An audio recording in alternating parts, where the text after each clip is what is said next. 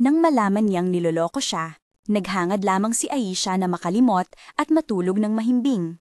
Isang gabi ng alak at isang impulsibong desisyon ang naging tulay mula sa sakit patungo sa isang bagong mundo na hindi niya hiningi.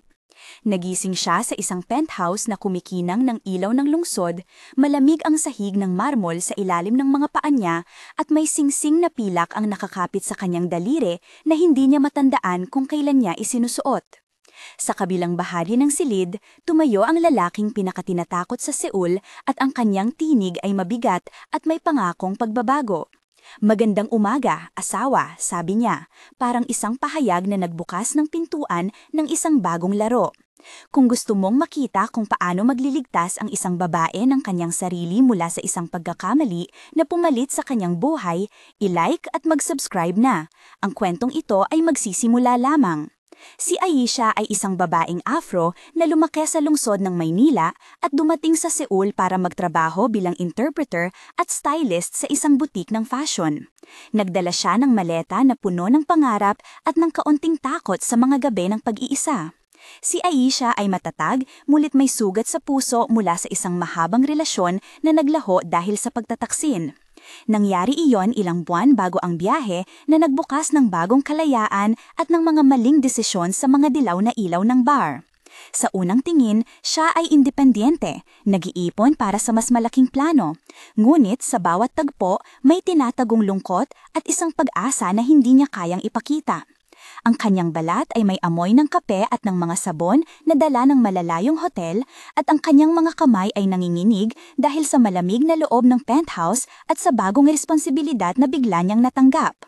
Ang penthouse ay may amoy ng leather at mababang tunog ng trafiko sa ibaba. May lasa sa hangin na halo ng posh na espresso at bahagyang antiseptiko mula sa mga bulaklak sa mesa. Nag-ikot ang mundo sa kanyang pananaw.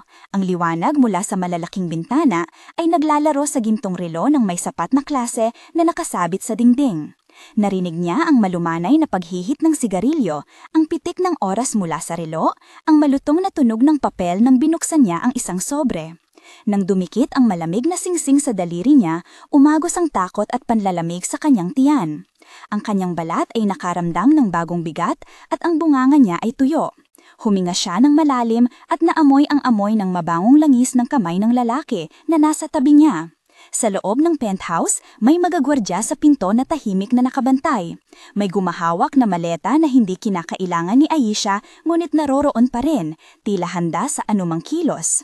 Nakita niya ang sertifikado ng kasal na nakalagay sa isang ibabaw na pinong salamin at ang pangalan niya ay nakasulat dito na parang isang marka na hindi niya pinirmahan ng malinaw. May rehistro at pirma ng konsulado na hindi niya maintindihan at ang papel ay may selyo na parang hindi na mababawi. Tinangkang tumawag ni Aisha sa kanyang abogado sa bahay, si Marco, ngunit naputol ang linya at ang mga tawag ay tila hindi pinapansin. Lumalabas na ang embahada ay nagpadala ng maikling mensahe na nagsasabing ang kanilang proseso ay mabagal at kailangan ng personal na presensya sa Seoul para sa opisyal na pag-areglo na imposibleng gawin ng mag-isa. Ang banta ng sistemang institusyonal ay lumalamig sa kanya dahil hindi siya agad natulungan. Ang proteksyon na dapat sana ay dumating ay naging manipis na papel lamang. Sa isip niya ay nagpatong ang mga alon ng pagkabigla at ng pagkasuklam habang binabalikan ang huling sandali sa bar na kinasangkutan. Nagkaroon ng mahabang palitan ang dalawa sa sala, isang musika ng salita at ng katahimikan sa pagitan ng kanila. Si June Park ang nagpakilalang may-ari ng syudad sa mga bulong ng impormante, isang tao na puno ng kapangyarihan at may mabigat na pangalan sa ilalim ng ilaw ng gabi. Ang boses niya ay mababa at may pagpipigil at nagsalita siya ng dahan-dahan habang tinitingnan ang singsing sa kamay ni Aisha. "Hindi ito aksidente," sabi niya. "Hindi ka nagising dito nang hindi ako naghanda." Sumagot si Aisha ng mabilis, puno ng panlalamig at pagtanggi. "Hindi ko ito naintindihan, hindi ako pumayag." Marami pang pahayag ang napalitan, 8 beses nagsalitan ang mga pangungusap sa unang sandaling iyon. Bawat isa ay tumitindi ang tensyon at nagpapakita ng pagtatangka ni Aisha na hawakan ang sariling kwento at ang pagtatangka ni John na kontrolin ang bagong realidad. Nakaramdam siya ng malamig na metal ng singsing sa balat niya at ng pintura ng pader na parang umaasam ng liwanag. Narinig ang mga hakbang ng mga bodyguard sa koridor at naamoy ang maalat na amoy ng malamig na hangin mula sa bintana. Sinubukan ng mga kaibigan at tawa ni Aisha na tumulong. Si Liza, isang dating kasamahan sa butik, tumawag at nag-iwan ng boses na nagmamadali at puno ng pag-aalala.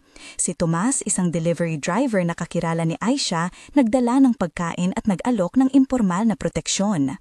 Si Consul Rique mula sa embahada ay nagpadala ng email na formal ngunit malamig ang tono. Sinabi niyang ang legal na proseso ay aalisin lamang kapag naipakita ang wastong rehistro at ang personal na presensya ay kinakailangan. Si Abogado Marco ay nagsabi na maaga pa para maghain ng reklamong ito dahil ang mga dokumento ay may pirma at hindi basta matatanggal. Isang maiksing pagpapalitan sa telepono ang napuno ng journalistic na diwa, mga pariralang legal na may paglilipat ng responsibilidad, mga pangakong uusigin at mga anunsyong mabigat na salita. Ang pakiramdam ng pagkakahiwalay ay lumakas, ang lungsod ay naging malaki at ang kanilang mga salita ay maliliit na bangka sa dagat ng kawalan ng tulong. Lumabas ang backstory ni John sa pamamagitan ng maingat na paghahain. Ipinakita ang mga retrato at video sa tablet ni Aisha, mga eksena ng kanya sa mga events, mga lektura na kanyang dinaluhan, isang reunion ng pamilya sa isang lumang restoran. Sa 3 maikling talata, lumitaw ang kanyang nakaraan. Una, siya ay lumaki sa mga girid ng Seoul kung saan ang pamilyang Park ay may kontrol sa ilang teritoryo, mga negosyo na legal at ilan na hindi. Ikalawa, ipinakita ng mga file ang kanyang pag-akyat sa posisyon, ang mga pakikipagsabwatan sa mga mayor at mga bangko at ang maingat na pagbuo ng isang pangkat na tumatawag sa sarili nilang proteksyon. Ikatlo, may mga lumang larawan ng isang babaeng nawala sa kanyang buhay at diyan nagsimulang maglaho ang linya sa pagitan ng pag-ibig at ng pagnanais na itama ang nakaraan. Ang kanyang motibo ay isang halo ng obsesyon at proteksyon, parang isang taong nagmamahal ngunit alam kung paano sirain ang mundo para sa sinumang magkasalubong sa kanya. May mga pangalang pumasok at lumabas sa kanilang mundo. Si Javier ang punong gwardya na kumukupkop sa penthouse, si Yumi ang tagapangasiwa ng dokumento nila June, si Detective Santos na nakausap ni Aisha ng lihim sa isang maliit na kapehan, si Hana, isang nurse na nagbigay ng pansamantalang lunas, pati na si Andre, isang maliit na broker na nagdadala ng impormasyon mula sa mga kaalyado. Bawat isa ay may kilos na nagpapalubha o nagpapadaan sa sitwasyon. Halimbawa, si Javier ay nagtagda ng mga gwardya sa halos lahat ng pinto at sinabing may mga sniper sa bubong na hindi nila ituturo ngunit ramdam ang presensya. Si Yumi ay nagbigay ng maikling ngiti at mga dokumentong may rehistro na maaaring magamit pero ipinadamdamin din ang panganib. Si Detective Santos ay nagtanong at nagbabala sa mga limitasyon ng legal na aksyon at sinabi na kahit ang embahada ay may maliit lamang na kapasidad para tumulong sa mga kasong may kasangkot na malalaking organisasyon. Nang lumipas ang mga araw, dumami ang mga mensahe ng banta mula sa isang grupong karibal. May mga papel na natanggap si Aisha sa ilalim ng pinto, may mga sulat na may nakakabit na larawan ng kanyang lumang buhay, at may piraso ng Malakaya na may tag na inskripsyong hindi mapapawi. Sa isang gabi, may 2 lalaki na tumutok sa kotse na sinasakyan nila Aisha at June at agad na nagkaroon ng tensyon. Ang unang sandali ng matinding panganib ay hinati sa 2 maikling talata na naglalarawan ng pag-iikting. Una, narinig nila ang mga putok sa malayo, ang mga glass shards na sumabog sa ilalim ng kanilang gulong, ang amoy ng putik at gasolinang nasusunog. Ikalawa, si June ay kumilos na parang may sinabihang plano, ang mga gwardya ay kumondisyon ng mabilis na proteksyon at ang puso ni Aisha ay tumakbo sa kanyang bibig dahil sa pagkabigla at pagod. Ang mga pangungusap ay maikli at mabilis, nagpapakita ng sensory overload ng eksena. Sinubukan ni Aisha na takasan ang sitwasyon. Sa isang usapan na puno ng 8 hanggang 10 palitan, sinubukan niyang humingi ng paliwanag at humihiling ng kalayaan. Hindi ko ito inilagay sa sarili ko, paulit-ulit niyang sinabi. Hindi ako pwedeng manatili dito ng voluntaryo. Sumagot si John na may pagkalamig at may pagnanais na ipaliwanag ang mga patakaran ng kanyang mundo. May mga limitasyon sa kalayaan, sagot niya. Ang mundo ko ay may sarili nitong balanse. Kung tatakbo ka, magkakaroon ng bagong banta. Kung mananatili ka, may proteksyon. Nagpatuloy ang palitan ng salita at sa bawat linya ay unti-unting lumilitaw ang ambibalensya ng lalaki, protector at possessor sabay. Ang mga bodyguard ay nakinig ng may nakataas na kilay at ang mga ugali ng lungsod ay parang nangingingit sa labas ng bintana. Dito, hinihingi ko sa inyo ng isang saglit na paghinga at ng inyong opinyon. Kung kayo ang nasa lugar ni Aisha, ano ang gagawin ninyo? Sa isang mundo kung saan may malalaking puwersa at ang mga institusyon ay tila hindi sapat, pipiliin ba ninyong tumakas at bumalik sa pagkakaayos ng sarili o mananatili at harapin ang panganib na maaaring magdala rin ng proteksyon at kapangyarihan? I-type ang salitang maka kung handa kayong iwan ang lahat at magsimula muli o i-type ang salitang makipaglaban kung pipiliin ninyong manatili at labanan ang sistema. Ipaalam ang dahilan ng inyong sagot sa isang pangungusap lamang. Halina at magbahagi dahil ang inyong mga sagot ay hindi lamang dagdag na numero sa comment section kundi gabay para sa susunod na bahagi ng kwento. Marami kaming binabalangkas at ang inyong boses ay maaaring mag-impluwensya sa direksyon ng mga susunod na kabanata. Habang nag-iipon kami ng inyong opinyon, babalik tayo sa sandaling iyon na nagpakita ng tunay na mga panganib at ng tunay na desisyon na kailangang gawin ni Aisha. Ang susunod na bahagi ay nagdala ng mas malalim na pagsisid sa mundo ng rivalidad. May pag-atake sa isang gabi sa garahe, may mga unggoy sa tensyon at nagkaroon ng dalawang sunod na eksena ng tensyon na humawig sa katawan at damdamin. Sa unang bahagi ng sandaling iyon, may maliliit na palitan ng putok sa tinatawag nilang teritoryo at ang amoy ng usok ay bumalot sa loob ng kotse. Sa ikalawang bahagi, may maikling paglalakad ni Aisha sa koridor ng ospital habang hinahawakan ng isang nurse ang kanyang kamay na may malamig na tela. Ang dalawang talata na bumubuo sa pangyayaring ito ay naglalarawan ng takot na sinamahan ng isang intimate na pag-aalaga mula sa hindi inaasahang tagapangalaga. Ang pangunahing konfrontasyon ay umabot sa rurok. Isang gabi, habang naglalakad sila sa likod ng penthouse garden, may dumating na mga armadong tao mula sa kabila ng bakod. Tumunog ang mga suntok at ang isang gwardya ay nasugatan. Sa loob ng eksena, may mahahabang dialogo na umaabot ng 8 hanggang 10 palitan, bawat isa mahigpit at puno ng sandaling pag-aatubili. Bakit ako? Tanong ni Aisha na may luha sa mga mata. Dahil ikaw ay naging bahagi ng aking katahimikan at aking gulo, sagot ni John. May mga salita na para bang nagpapahayag ng pagsisisi at pag-aalaga sa parehong hininga. Sa pagitan ng mga palitan, naramdaman ang amoy ng bakal at dugo, ang pag-uga ng lupa sa ilalim gaan ng mga paa at ang malamig na simoy ng hangin na nagdala ng panibagong panganga. Nagtapos ang sandali sa isang puno ng pagod at pag-aalaga kung saan inalagaan ni John ang sugatang gwardya at inulong si Aisha na magpahinga sa dibdib niya. Pagkatapos ng kaguluhan, sumunod ang isang mahabang pag-aalaga na nagbukas ng bagong dimensyon sa relasyon nila. Sa gitna ng klinik, ang dalawa ay nag-usap ng seryoso na para bang mga kaaway na nagsusulat ng kasunduan sa dilim. Si Hana ang naglagay ng malamig na tela sa sugat, si Andre ang nagdala ng gamot at si Detective Santos ay nagmamasid mula sa labas. Sa eksenang ito, ang intimate na pag-aalaga ni John ay nagpakita ng sangkap ng pagiging tao sa likod ng titulong malabos. May halong amoy ng antiseptiko at ang lasa ng kape sa bibig ni Aisha.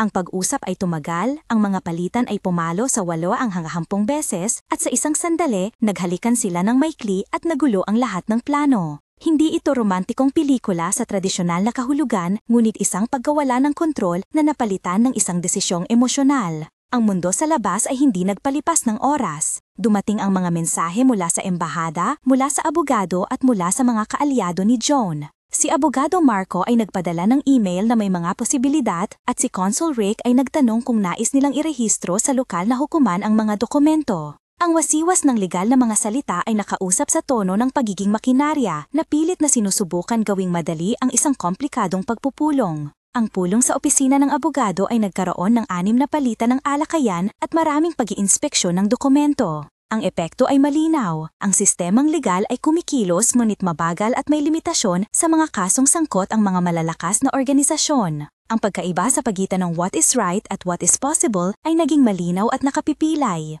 May 3 sandaling tinukoy bilang moment ng mataas na tensyon at bawat isa ay hinati sa 2 o 3 talata at nangangahulugang humigit kumukulang na 500 hanggang 600 karakter bawat sandali. Ang una ay ang pagtama sa garahe na nag-iwan ng dugo at takot.